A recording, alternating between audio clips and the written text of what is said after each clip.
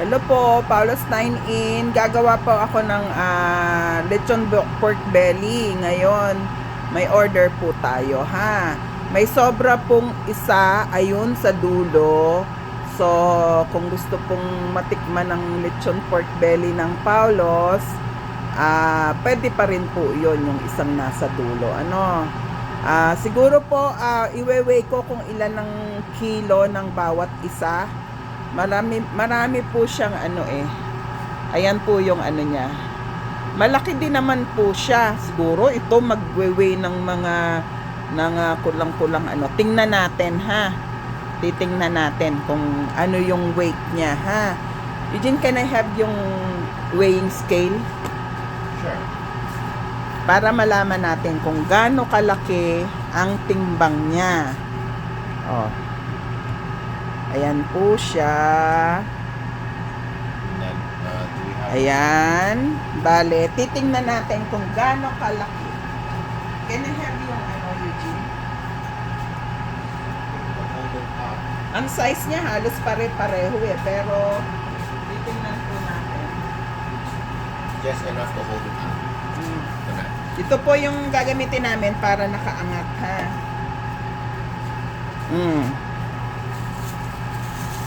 Oh, nasa 0 grams siya ha. Which one? Okay. Can you try that one? Importante po, kailangan tuyong-tuyo yung pork belly ha. Okay. 2 kilo mahigit. 2020.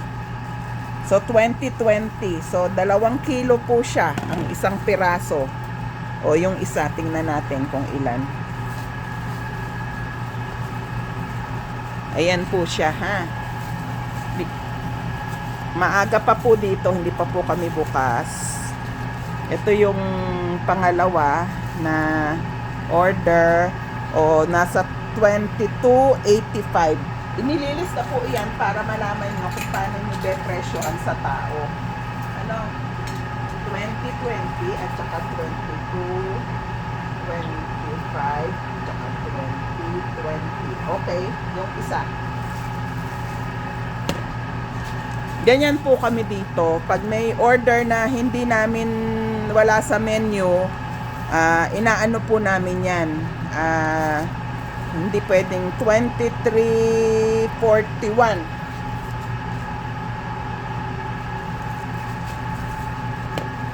Ayan. So, lagi po lahat siya ay nasa 2 kilo mahigit ang isa. Tapos po, ang ano po namin, can I have the ano? Eugene, yung ano, yung ang ano po sa pork belly, kailangan po tuyo siya lagi ha, yung tuyong-tuyo bago nyo iluto or iaano siya, i-cooler nyo muna siya ng siguro overnight is better bago nyo po pulutin ng ano. Tapos ang technique po niyan, kailangan hindi nyo i-overlap yan, kailangan bukas ng konti, tapos itatali nyo ng ganyan ano. Tuyong-tuyo na po siya. Yung ano namin, tuyong-tuyo na po siya kasi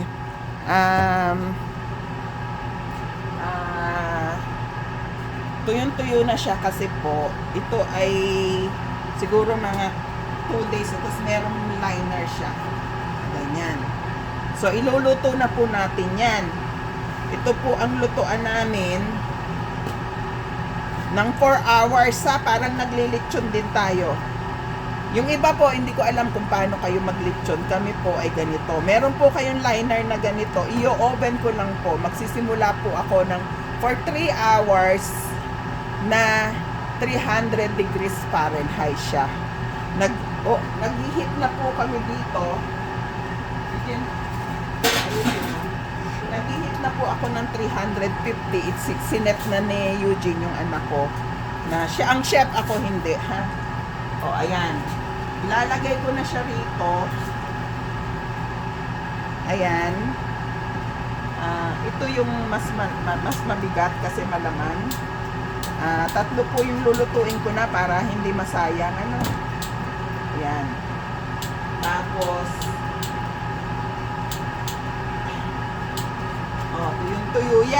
Kailangan tuyong-tuyo ha, mga katita Rose dyan ha. Sabi daw, meron daw ganun. Ay nako, marami pong salamat sa mga comment ha. Yung mga walang magawa na hindi dahil bakit kami meron kayo wala, wag na lang pong mag-comment.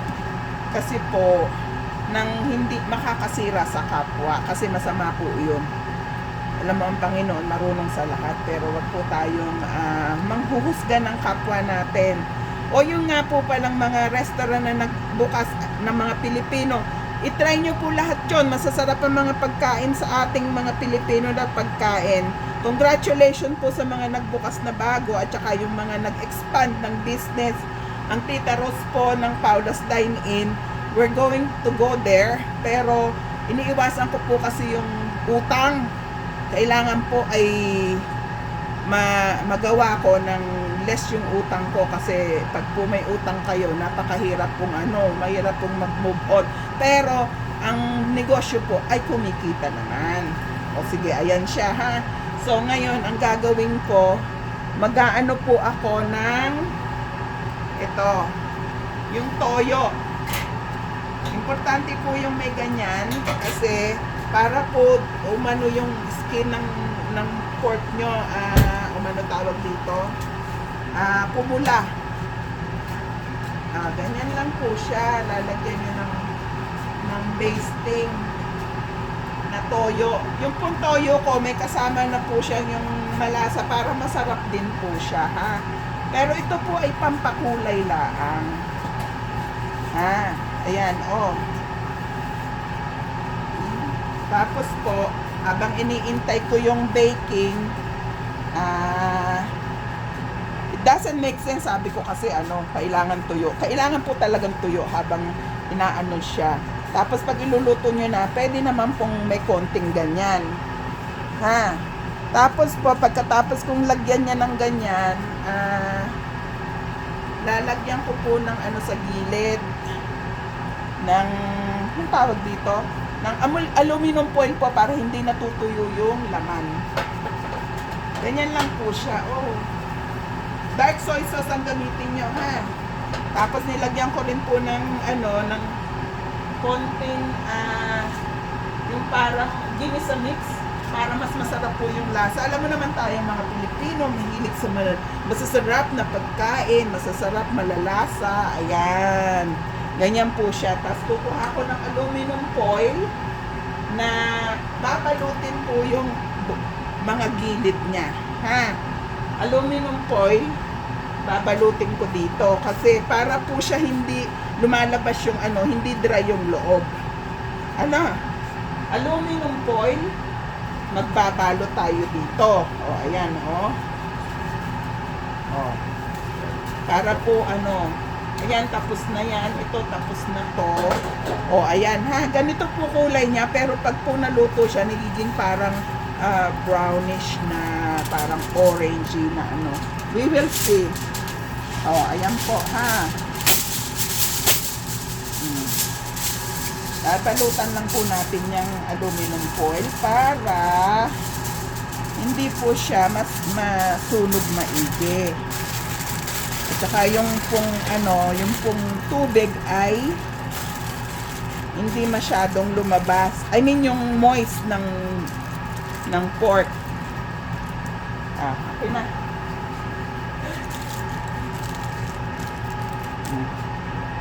Hindi pa tapos. We need at least 6 pieces. Ganyan po. Habang iniintay namin yung takpan nyo po yung both end para hindi po natutunog. At the same time ay hindi lumabas yung moist niya. Naluluto yung loob.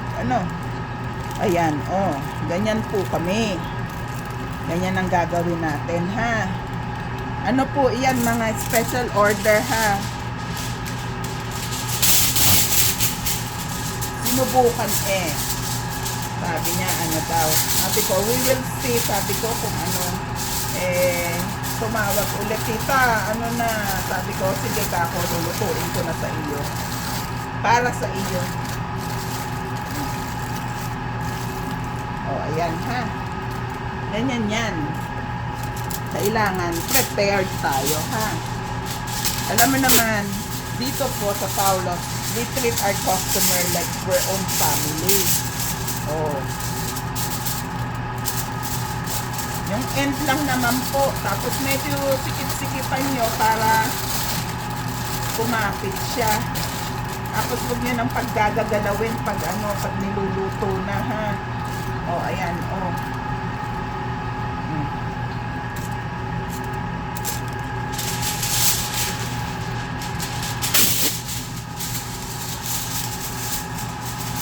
Yun po, ayun, nasa baba yung tubig kasi kailangan bumaba yung tubig. Hindi siya mababad sa tubig. O, ayan po. Parang nagbabalod kayo, nagdedenta kayo. O. Ganyan lang po. Para hindi tayo, hindi tayo